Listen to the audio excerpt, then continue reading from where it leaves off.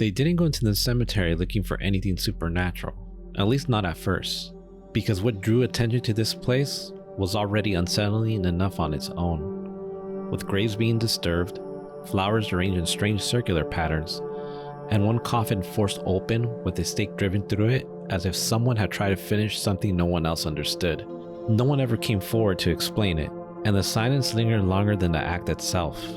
A year later, a man passing Highgate Cemetery late on Christmas Eve caught a glimpse of something inside. Something he described as a gray figure that didn't move or react, just stood there in a way that felt out of place. And days later, he wrote to the Hampstead and Highgate Express, asking if anyone else had seen anything similar.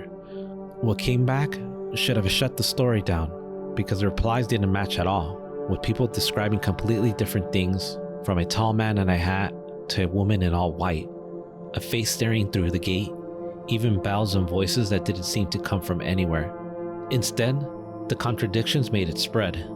When Sean Manchester publicly called it a vampire, the story shifted from confusion into something people could chase, and by March 13th, 1970, hundreds gathered outside the cemetery, forcing their way in despite police attempting to stop them, turning the place into something closer to a hunt than an investigation.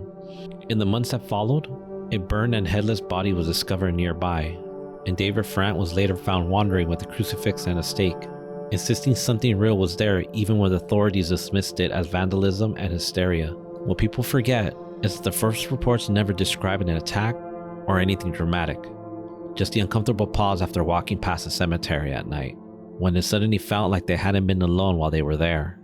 And the longer they stood there and thought about it, the harder it became to shake that feeling. And whatever they thought they saw wasn't inside the gates anymore, but somewhere behind them, where they used to be.